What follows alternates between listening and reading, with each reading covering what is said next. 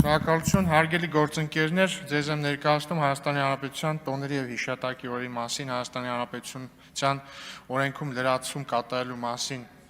նախագիծը, ինչ է առաջարկվում, առաջարկվում է հունվարի 27-ը սահմանել որպես հայրենիքի պաշտպանության համար զոհվածների հիշատակի օր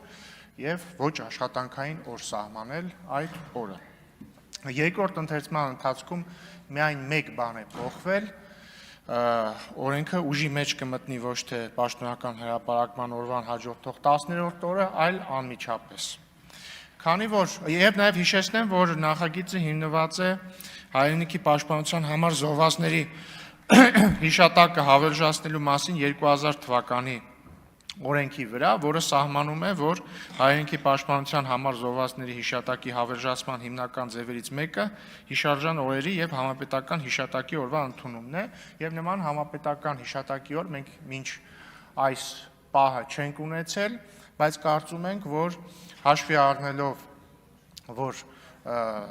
անհրաժեշտ է նման օր ունենալ, որպեսզի հիշատակենք բոլոր ժամանակներում հայրենիքի պաշտպանության համար զոհվածներին, հաշվի առնելով նաև վերջին տարիների իրադարձությունները, այն զոհերը, որ մենք ունեցել ենք, հաշվի առնելով նաև հաստատված խաղաղությունը եւ այն փաստը, որ զոհերին հիշատակելու լավագույն ձևը խաղաղ եւ բարեկեցիկ ապրելն է, մենք կարծում ենք, որ եկել է ժամանակը նրան նման օր սահմանելու վերաբերյալ։ Հատուկ անդրադառնամ ընտրված ամսաթվին, որտեղ կարծես թե քննարկումների մեծ մասը դրան են վերաբերում, ինչու ենք մենք ընտրել հունվարի 27-ը, մի պարզ պատճառով։ Նախ մենք չենք ուզեցել ընտրել որևէ օր, որը որևէ մեկ ռազմական իրադարձության հետ է կապված, որովհետև անխուսափելիորեն հարց կառաջանար ինչու այս օրը եւ ոչ մյուս օրը, եւ հետեւաբար անհրաժեշտություն էր առաջացել ընտրել օր, որը կապ չունի որևէ կոնկրետ իրադարձության հետ, բայց նաև անհրաժեշտ էր ընտրել օր, որը որոշակի խորհուրդ կունենա իր մեջ, եւ մենք ընտրեցինք հունվարի 27-ը, որովհետեւ հետաքրքիր եւ հարգելի գործընկերներ, խնդրում եմ մի էլի խանգարեք ինձ։ Մտքից թելը կտրվեց։ Եվ հա ինչի ընտրեցինք հունվարի 27-ը, որովհետեւ իր մեջ խորհուրդ ունի, որ հունվարի 28-ը բանակի օրն է, իսկ հունվարի 27-ը դրան նախորդող օրն է, եւ այսպիսով մենք հունվարի 27-ին կհիշատակենք եւ կհիշենք եւ կխոնարհվենք հայրենիքի պաշտպանության համար զոհվածների առաջ, իսկ հունվարի 28-ին այդ արդեն որպես շարունակվող կյանքի խորհրդանիշ կտոնենք բանակի օրը։ Ինձ դուր է գալիս ինչպես է պարոն Գեգամ Նազարյանը դա ձևակերպում, որ առաջին օրը կհիշենք մեր երկնային բանակը, հաջորդ օրը մեր երկրային բանակը։ Առաջին ընթերցման ժամանակ ընդդիմադիր գործընկերներին դուր չէր գալիս մեր ընտրած օրը, ինձ համար անհասկանալի պատճառներով, բայց ամեն դեպքում մենք պատրաստակամություն հայտնեցինք փորձել գալ կոնսենսուսի որևէ օրվա շուրջ։ Այս ընթացքում ես մի քանի տարբերակներ առաջարկել եմ, ընդ որում երբ որ ասում եմ առաջարկել եմ, նկատի ունեմ առաջարկել եմ բոլոր կողմերին, առաջարկել եմ պարոն Նազարյանին որպես համահեղինակ, ընդդիմությանը, քաղաքացիական պայմանագրին, մի քանի տարբերակներ եղել են, օրինակ օգոստոսի մեջ մի օր եմ առաջարկել եմ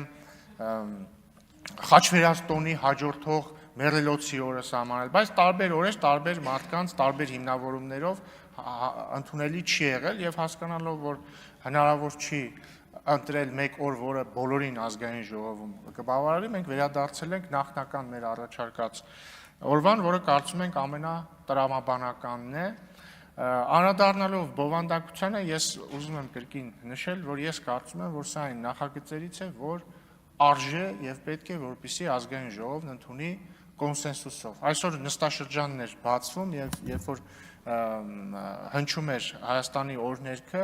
եւ բոլորս բնականաբար ոտքի կանգնեցինք, ես ինձ բռնացրեցի այն մտքի վրա, որ այնքան քիչ բաներ են մնացել, որ միավորում են մեզ։ Այսինքն այնքան քիչ բան կա,